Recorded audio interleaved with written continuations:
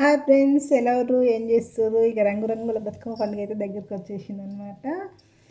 ఇక మరి పూలు తెచ్చిరా, ఏమేమి పూలు కలెక్ట్ చేసిరో చెప్పుది. మేమైతే ఇంకేం పువ్వు తెలియదు. ఈరోజు అయితే టెక్ పోదని డిసైడ్ అయినాం అనమాట. మాది ఊరు పల్లెటూరే, కానీ పువ్వు అంత ఎక్కువ ఏం దొరకదు. మేము కూడా కొనుక్కొచ్చుకుంటాం అనమాట. చేనులలో కూడా వేసుకున్నాం, కానీ ఈసారి అయితే వర్షాలు బాగున్నాయి, కానీ పువ్వు తక్కువనే పూసింది. చిన్నప్పుడైతే భలే ఎంజాయ్ చేసేటోళ్ళం. బతుకమ్మ పండుగ వచ్చిందంటే మా గల్లీలో 4-5 ఉండేది.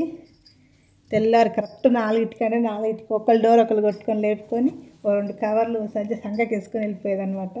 ఇక గల్లీ లొల్లి చేసి పూలన్నీ తెంపుకొచ్చుకునేటోళ్ళము. మస్తు ఎంజాయ్ అంటే ఎంజాయ్ అనిపించేది. ఇప్పుడైతే ఆ ఫ్రెండ్స్ అయితే లేరు, ఎక్కడో అక్కడ అయిపోయినాం. మరి అమ్మలక్కలు ఇప్పుడు ఏడు తెంపుకొస్తారు పువ్వులు నాకైతే తెలియదు.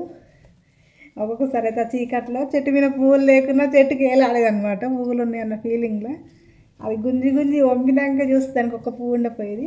ఇక నవ్వుకొని వెళ్ళేసి వచ్చేదనమాట. మా బజార్లో పూలు కూడా కోసేది మేము. కోసి ఇక తెల్లారు లేచినాక మాకు పండుగ లేదని కుర్రా ఎవరో కోసుకోపోయారని వాళ్ళు తిడుతుంటే ఒకరి మొక్క ఒకరు చూసి నవ్వుకునేది. మస్తు అనిపించేది.